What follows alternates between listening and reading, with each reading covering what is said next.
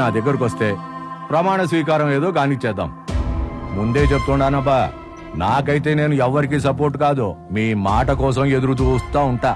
పదండే, మంచి ఆటను గోయించిన తినేసిపోదురు. మంచిదయ్యా, కడుపాటిని నిండిపోయింది.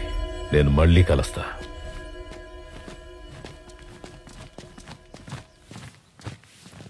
బావా, ఆ ఫణిధర్తో మీటింగ్ అని అరేంజ్ చెప్పమంటావా? ఏందిరా నువ్వు అనేది? రాజీకి కూర్చోబెడతానంటావా? పెండ్లం లేచిపోయి ఎదురింట్లో కాపురం పెట్టినా తట్టుకోవచ్చు, కానీ పదవి లేకపోతే తట్టుకోలేము.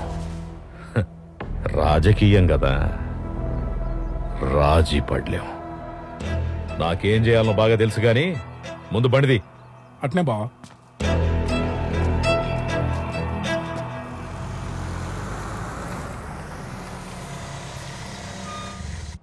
ఉంటాను, జాగ్రత్త. నమస్తే. రావయ్య శర్మ. సార్, ఎట్టుండవు? బాగుండను సార్. లక్ష్మి,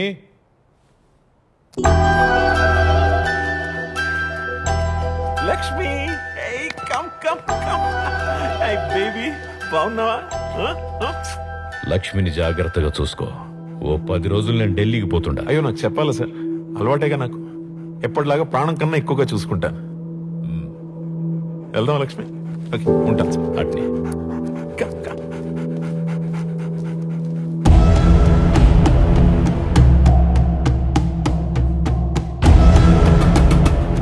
ఇది చాలా క్రూషియల్ టైం. మనోళ్ళందరికీ చెప్పు, పిచ్చి పిచ్చి ఆటలాడకుండా జాగ్రత్తగా ఉండాలి. ఏం జరిగినా అన్ని ప్లాన్ ప్రకారమే జరగాలి. అన్ని ప్లాన్ ప్రకారమే జరుగుతాయి బావా. మీరు పోయి హ్యాపీగా పని పూర్తి చేశారండి. మా బావ మినిస్టర్ కావాలంటే ఎందుకు ఏంటి అని అడగకుండా కొన్ని పనులు చేయాలి. ముందైతే 50 లక్షలు అప్పు కావాలి. కొంచెం వడ్డీ ఎక్కువ అవుతుంది. నీకన్నా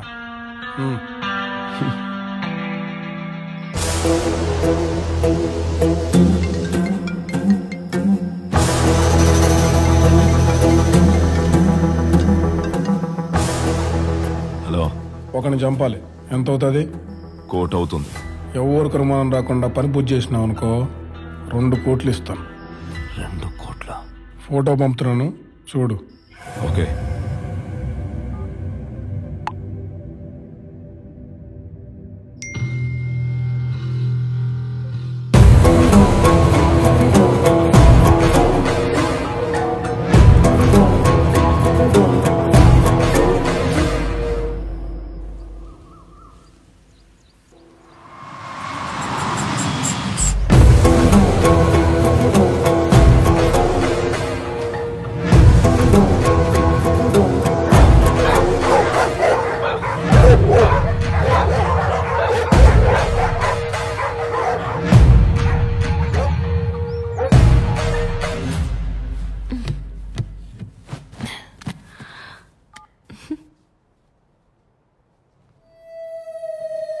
అయినా ఇప్పుడు ఏమైంది దర్శన గారు?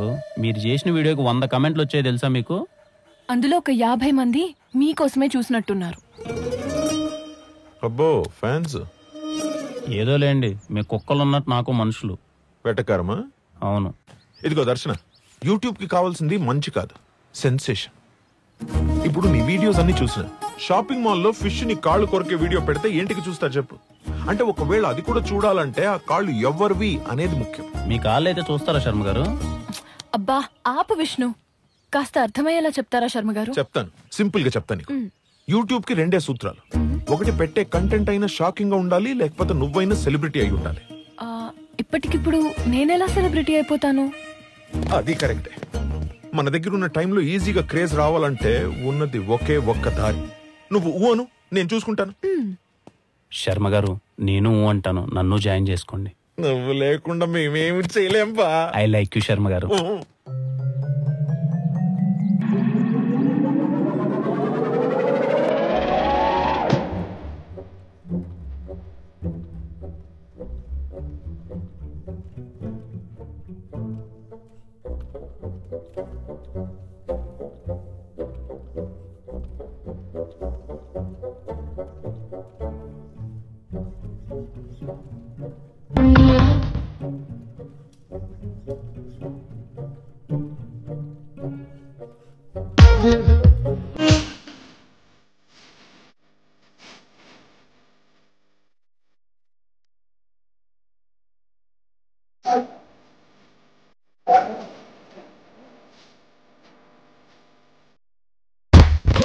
పడ్డాడు ముసలుడు.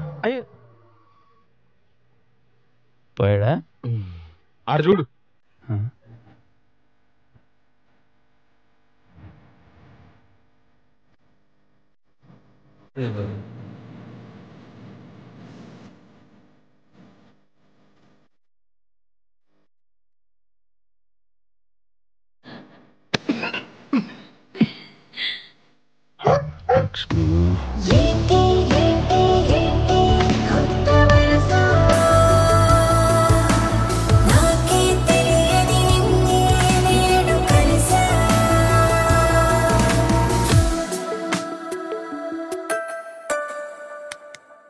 ఇప్పుడు మనం చేయబోయే ఐటమ్ మోస్ట్ ఇంపార్టెంట్. ఏంది?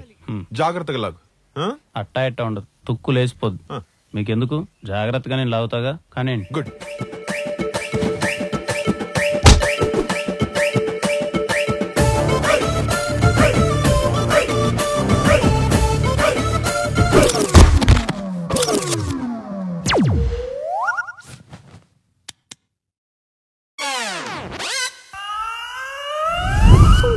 జై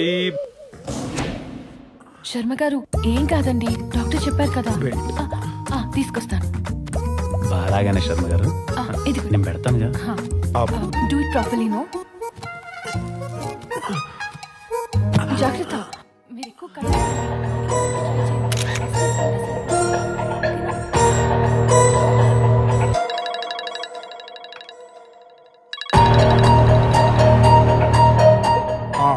వాడితో పాటు ఎప్పుడు పక్కనే ఇద్దరు ఉంటున్నారు. అవసరమైతే వాళ్ళిద్దరిని కూడా లేపి. భరద్వాజ్, నీకు ఫోటో పంపాను. శర్మ పక్కన ఇద్దరు డీటెయిల్స్ కనుక్కో. అట్నే ఏకాంతం.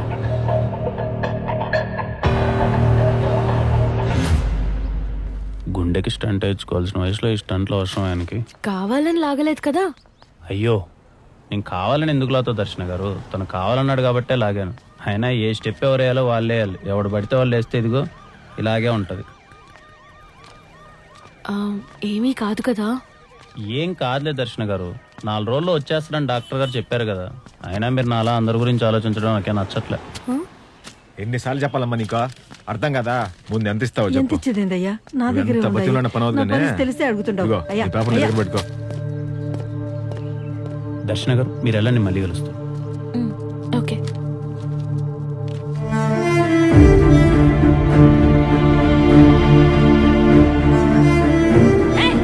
ఇంకోసారి అనవసరంగా నా జోలికి కానీ నా కయ్య జోలికి కానీ వస్తే గొట్ట నొసకి నాశనం అయిపోతాను.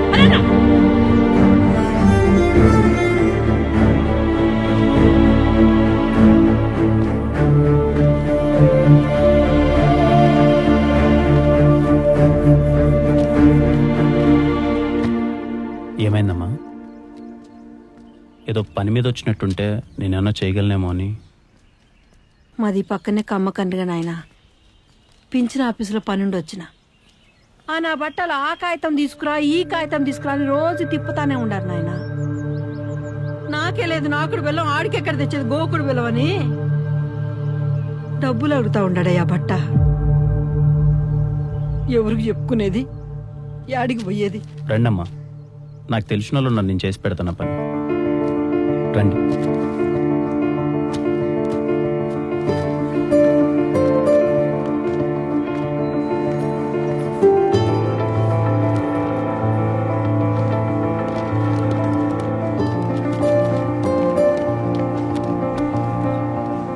నీ మనిషి అని చెప్తే పని అయిపోతుంది కదా విష్ణు.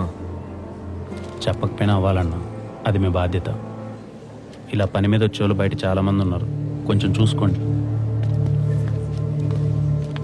సంతకం అయిపోయిందమ్మా. పెట్టినాడా?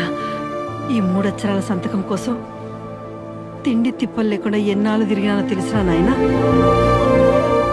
ఆకలిగా ఉందమ్మా? లేదు నాయన.